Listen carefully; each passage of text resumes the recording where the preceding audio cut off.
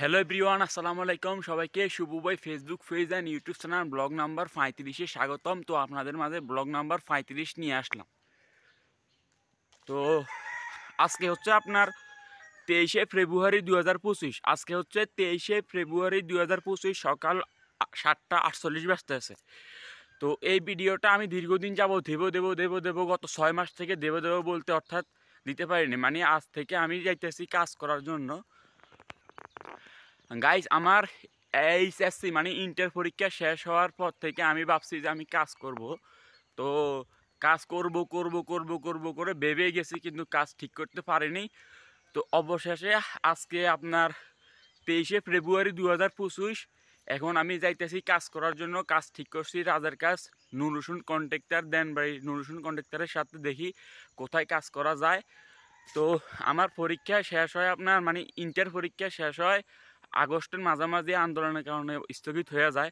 তো পরীক্ষার পর থেকে আমার চিন্তা ভাবনা ছিল যে আমি কাজ করব, কিন্তু সেই কাজ করব বলে গেলাম, কিন্তু আর করতে পারলাম না।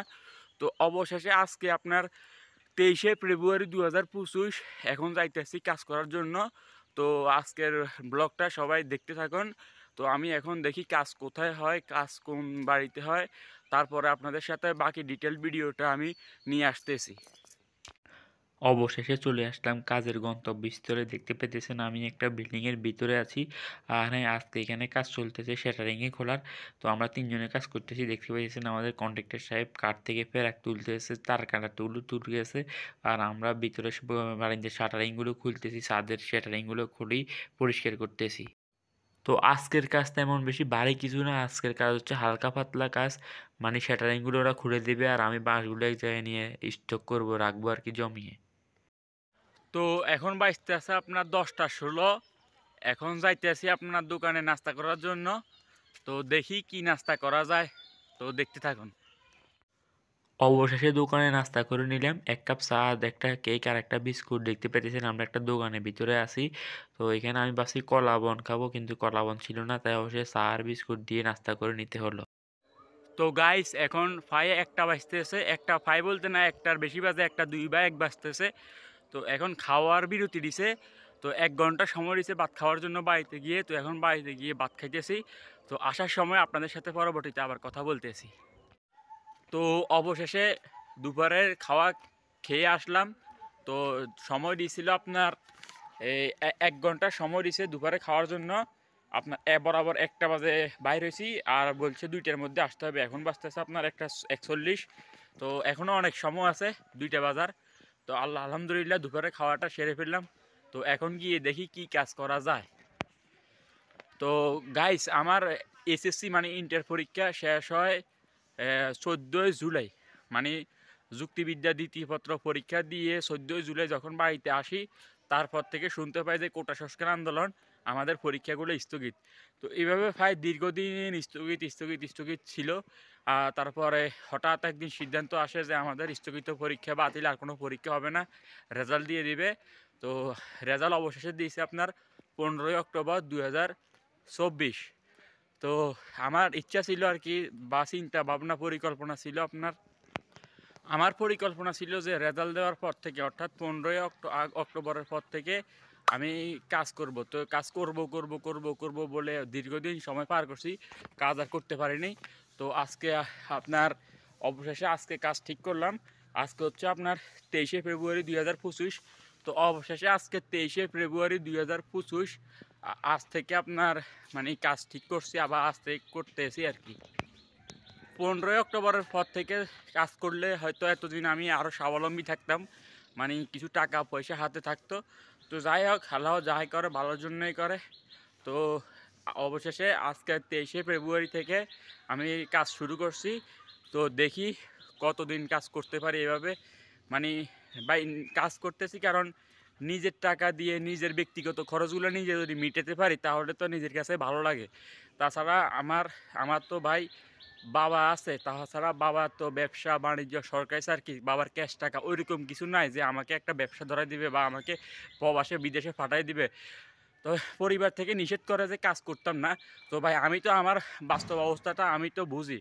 আমার দৈনিক পকেট খরচ চলে আপনার মাসে ধরি 100 টাকা, মাসে 3000 টাকা।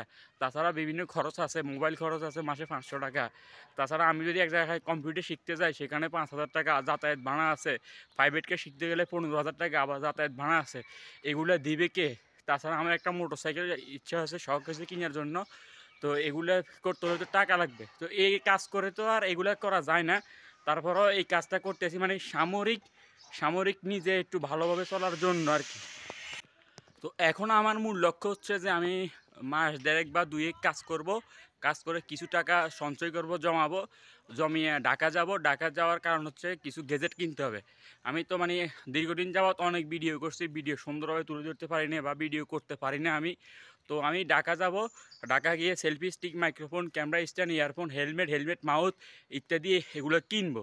কিনার পরে যে ভালোভাবে মন দিয়ে ভিডিও বানাবো, যে মানে আপনাদেরকে বলে দেবো তখন যে আজ থেকে আমি মাঠে নামছি। ভালো এখন থেকে সফল হওয়া না হওয়া পর্যন্ত হাল ছাড়বো না।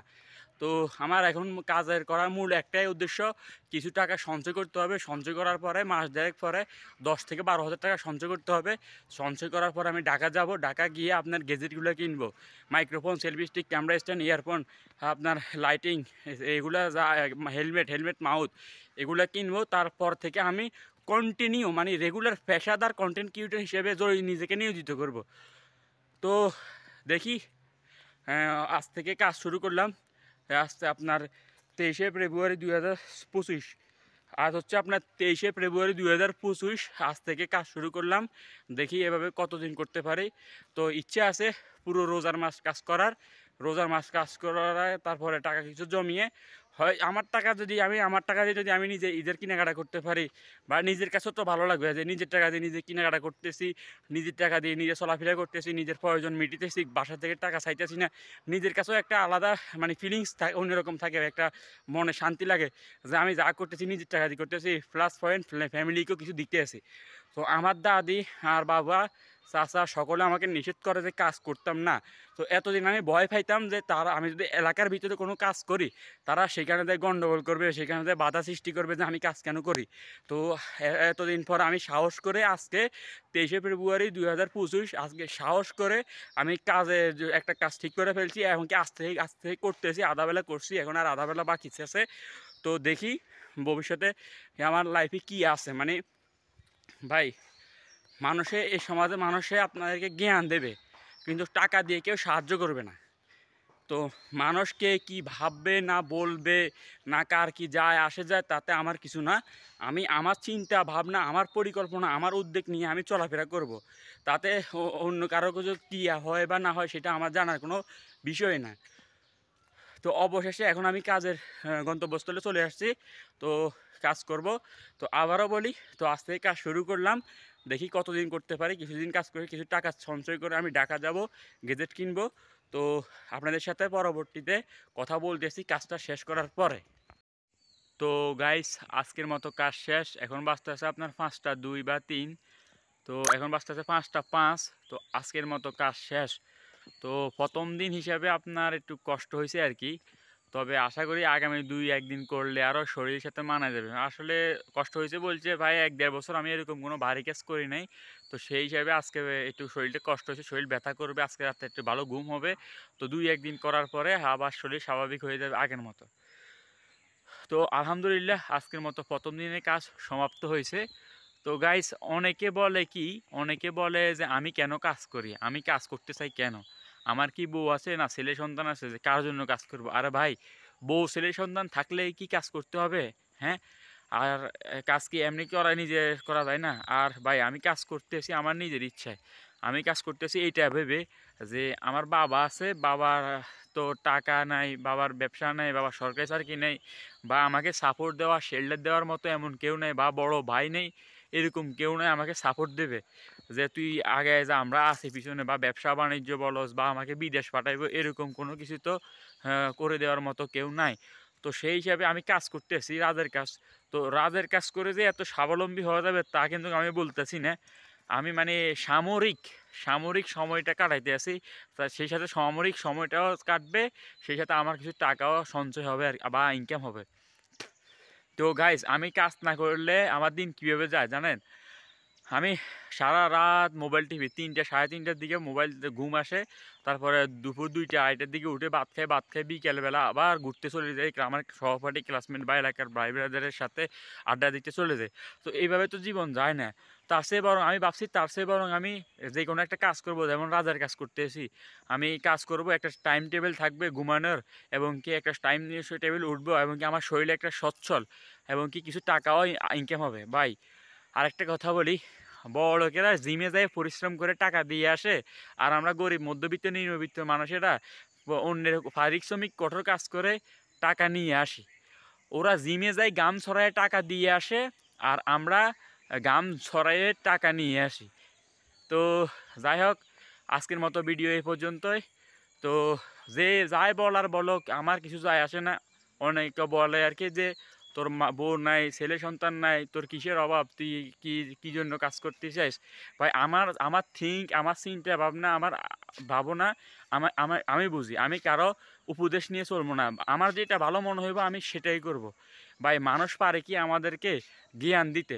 যদি বলি ভাই 10,000 টাকা ধার দে, তখন বলবে না, পারবে জ্ঞান দিতে। কোনো একটা কাজ করতে আমাদের সমাজে মানুষ কোনো একটা কাজ দেখলে ও চতুর্দিক থেকে অমুক অমুক ইঞ্জিনিয়ার চলে আসে, যে এটাকে এইভাবে করে, এটাকে ওইভাবে করে, এটাকে এইভাবে করলে সুন্দর হবে। কিন্তু যখন বললেন ভাই 5,000 টাকা দেন, একটু আটকিয়েছি 2 দিনের জন্য, তখন তো বলবে আরে না। তো যাই হোক, আজকের মতো কাজ শেষ করলাম। আপনার আজকে প্রথম দিন ছিল আমার 2024-25 সালের প্রথম দিন কাজ করছি, 23শে ফেব্রুয়ারি 2025। তো আশা করি আগামী 1-1.5 মাস টানা কাজ করব, রমজানের, বিশেষ করে রমজান মাস।